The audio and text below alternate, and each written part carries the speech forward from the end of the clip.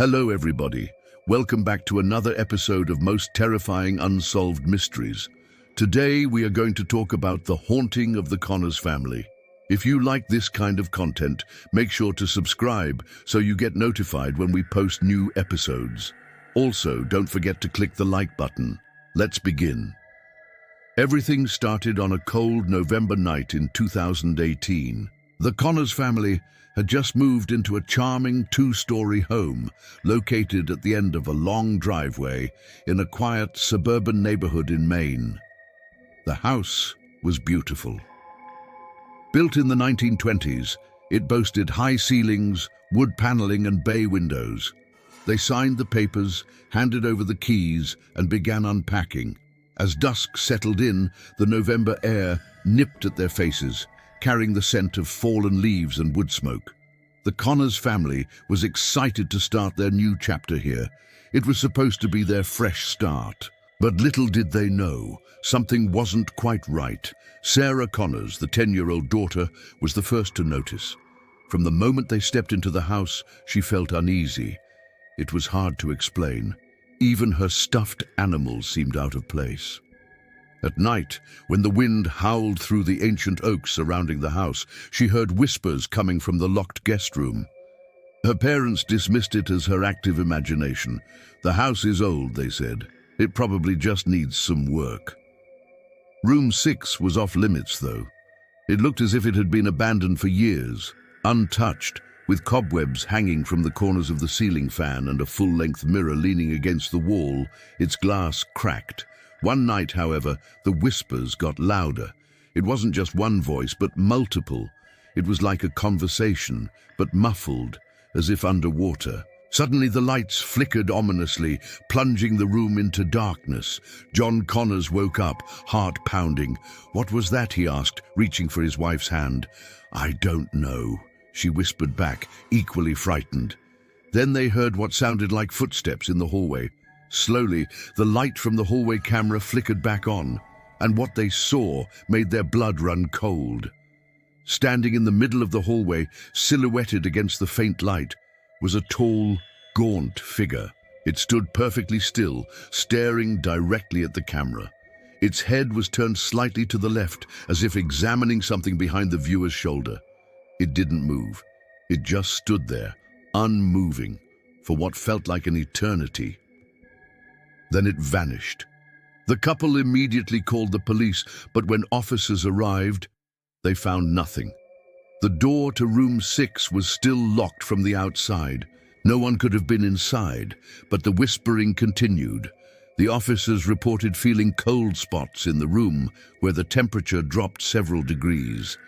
One of them even swore he felt something brush against his arm, like a fingernail. But when he turned around, there was no one there. John and Mary were shaken to their core. This was more than just an old house with creaky floorboards. Something sinister lurked within its walls, something that made the hair on the back of their necks stand on end. Sarah started drawing the figure she had seen in the hallway. She described it as tall, with no face and dripping black liquid from its arms. She said it told her its name was Aaron. Days later, after much convincing, the police reviewed the house's history and found something truly terrifying. In 1973, a boy named Aaron Maddox had gone missing while living in that very house. His stepfather, Thomas, had locked him in the guest room as punishment, promising to let him out when he calmed down. But Thomas never returned, and when the police searched the house, they found traces of a struggle near the guest room, but no sign of the missing boy. The case went cold, and years passed without a single lead. Some whispered that Thomas had harmed the boy, his anger getting the better of him. Others said Aaron had somehow managed to escape, vanishing into thin air. But officially, the case was unsolved. The mystery of what happened to Aaron Maddox remaining a dark stain on the town's history. And now it seemed the ghost of the missing boy was haunting the new residents of his former home. Each night the whispering grew louder, the footsteps more frequent. The shaking in the bed became violent enough to wake Sarah in tears. So John and Mary decided they couldn't stay in the house.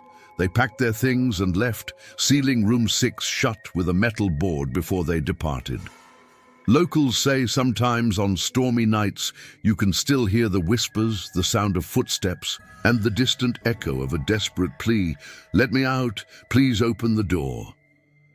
Even after the Connors left, room 6 remained untouched. It's been 6 years since that fateful night, and nobody has dared to enter. The house is still there, looming at the end of the driveway, shrouded in overgrown weeds and whispers. To this day, the police have yet to find any evidence of Aaron's body. Did he really vanish, or is he trapped forever in the house? What about the ghostly figure seen in the hallway? Was it just a figment of the Connors' imagination or something more sinister? And why did Aaron choose to reveal himself to them and not the police? We may never know. The haunting of the Connors family remains one of the most terrifying unsolved mysteries in recent times, a chilling reminder that some doors are best left unopened. If you ever find yourself in a strange new place, whether it's a city apartment or an isolated country house, always research the history of the location thoroughly. You never know what secrets might be buried within the walls. But what do you think about this case? Do you believe the Connors were haunted by the ghost of Aaron Maddox? Or do you think there's another explanation for the strange events they experienced? Share your thoughts in the comments section below. We would love to hear your opinion. Now let's take a look at some of the comments from our previous episode, Top 5 Most Terrifying Haunted Places in America. John Doe said, "I love this series, please do more." Thanks, John, for your suggestion. We will try to post more episodes of Most Terrifying Unsolved Mysteries. Keep an eye on our channel to see future episodes. Another comment comes from Jenny Wilson. She says, "These are all scary, but Waverly Hills Sanatorium really freaks me out. I watched a video of paranormal investigators there. That place is evil." Well, Jenny, Waverly Hills Sanatorium is indeed one of the most haunted places in America. There are so many stories of paranormal activity there. It's fascinating, but some of those stories are really disturbing. Let's look at another comment. This one is from Samantha Lee. She says, "Thanks for sharing these amazing stories. I love watching these videos, especially with my dad. Love this channel." Thank you so much for your support, Samantha. We're glad you enjoy our content and watch it with your dad. Maybe you can share this video with him and he can tell you what he thinks about these mysterious cases. Our last comment comes from Phil Moore. He says, "I'm surprised no one mentioned Alcatraz. That place is insane." We actually did an episode on Alcatraz, Phil, but maybe you missed it.